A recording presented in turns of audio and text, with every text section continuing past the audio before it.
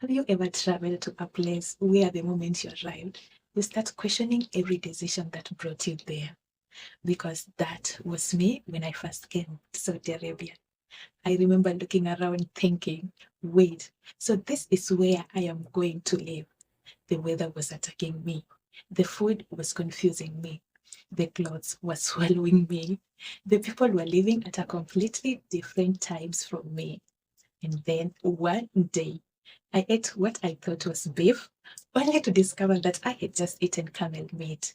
And when I tell you I nearly fainted, but honestly, behind all those funny moments were also difficult moments: homesickness, culture shock, language barrier, and trying to understand a completely different way of life. So today, let me take you back to my first experience in Saudi Arabia and tell you what shocked me the most. But before we get into that, hi, my loves. My name is Gloria, and welcome to Life with Gloria. This is a space where I am going to share my life, my experience, my lessons, my funny moments, my struggle, and beautiful moments. Not only my life in Saudi Arabia, but my journey wherever life takes me. So if you are ready, let's travel back to the beginning. The climate. What is this heat? Let me start with the first thing that welcomed me in Saudi Arabia: the weather. Coming from Kenya, I thought I understand what hot weather meant. My dear, I did not know anything. Saudi Arabia introduced me to a completely different definition of hot. The heat was not just something you felt, it felt like something was looking for you personally. You step outside and the sun is there like, oh, Gloria, you have arrived. Let me welcome you. The first time I experienced that intense Saudi heat, my body was basically asking me, excuse me, where exactly have you brought us? And my skin also started protesting. I developed boils around my underarms, and my feet became extremely dry and cracked. I would wash my feet, and instead of them becoming soft and beautiful like I expected, they would become so dry that when I scratch them, this white powdery skin will come off. I was looking at my feet like, are you still my feet? Or have you joined the desert? Because think about it, the desert is dry. My feet were dry. At some point, I was beginning to wonder whether the desert had followed me into the house. But jokes aside, that was one of the first things that made me realize I am no longer in Kenya. The climate was different. My body had to adjust, and I had to learn how to take care of my skin in this new environment. And that was only the beginning. The food. Where is my ugali? Now let's talk about the food.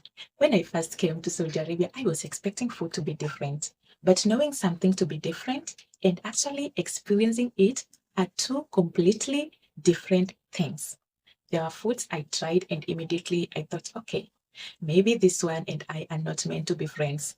One of the foods I really enjoyed was chicken and rice.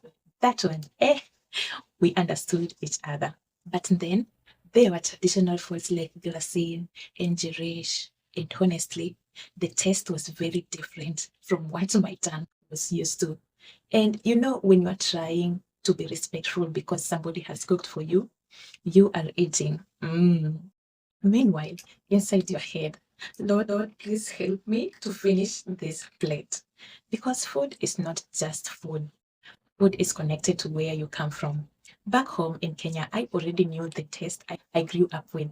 I knew what I liked, what I didn't like, what smelled familiar. Then suddenly, I am in Saudi Arabia, surrounded by foods prepared in ways I wasn't accustomed to. And my tongue was basically going through cultural orientation. And then came the biggest food shock of all: camel meat.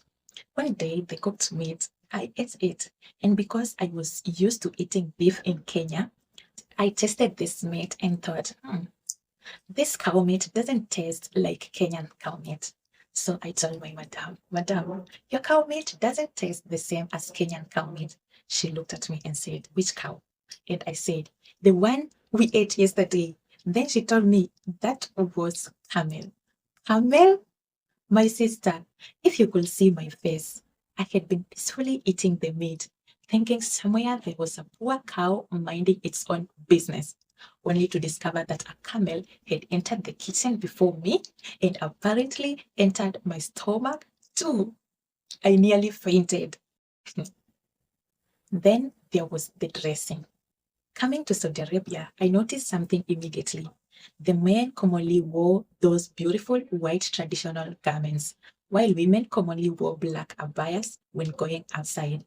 And as someone coming from different culture, it was fascinating to see how clothing could communicate culture, modesty, and tradition.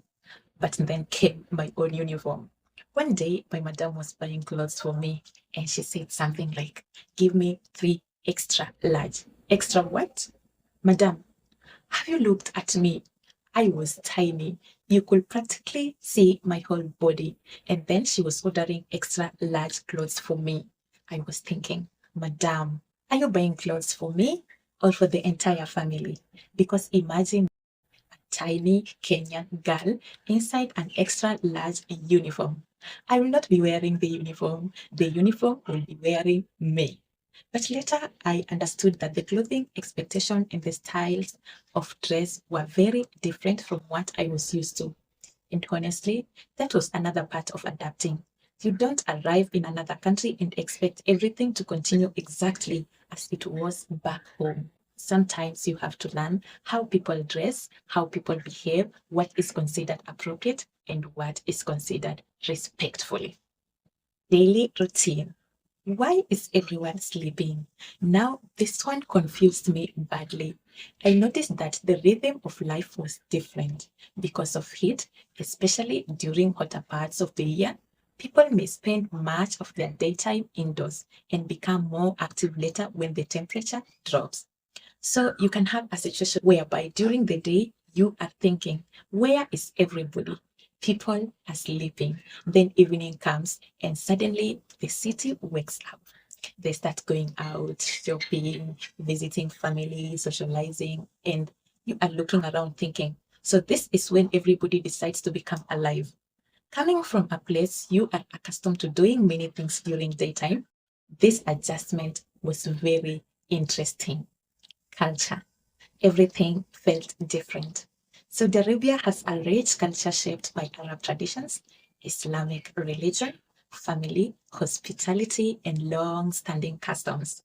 Coming from Kenya, I realized that even though human beings are human beings everywhere, the way we express ourselves can be completely different. How people interact, how families spend time together, how guests are welcome, how people dress, how people eat, how they celebrate. Even things I never thought twice about back at home suddenly became things I had to observe and learn. The language. Are they speaking from their throat? And let's talk about Arabic. The first time I heard them speaking Arabic around me, I was so confused. I was listening like, wait, where is this sound coming from? To my ears, it sounded like they were speaking from their throat instead of their mouth. I am not saying that's literally what they were doing. Of course, it's simply how Arabic sounded to my ears when I first encountered it, because the sound, the rhythm, and pronunciation were unfamiliar to me. I wasn't just adapting to a country. And honestly, my first experience in Saudi Arabia wasn't only funny.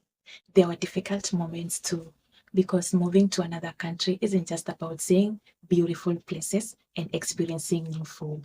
Sometimes you are living with people you love.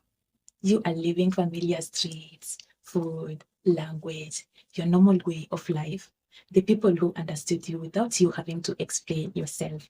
And suddenly you are somewhere where everything feels unfamiliar.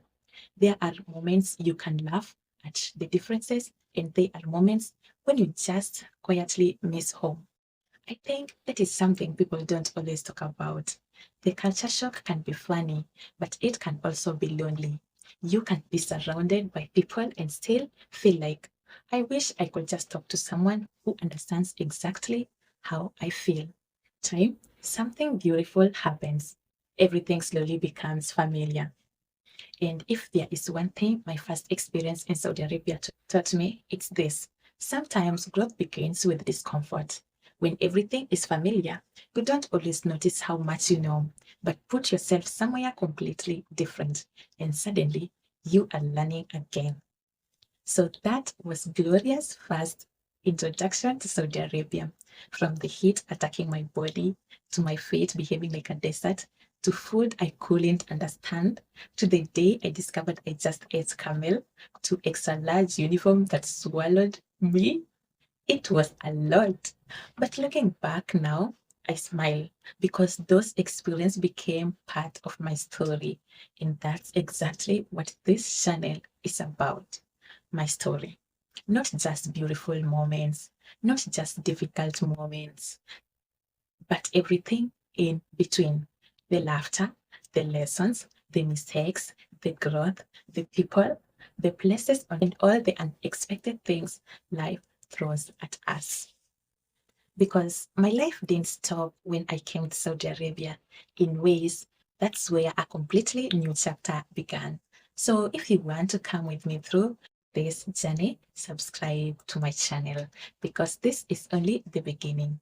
And tell me in the comment, if you move to a completely different country tomorrow, what do you think will shock you the most? The food, the weather, the language, the culture, or the people? I want to hear from you. Thank you so much for watching, my loves. I will see you in my next video. Bye.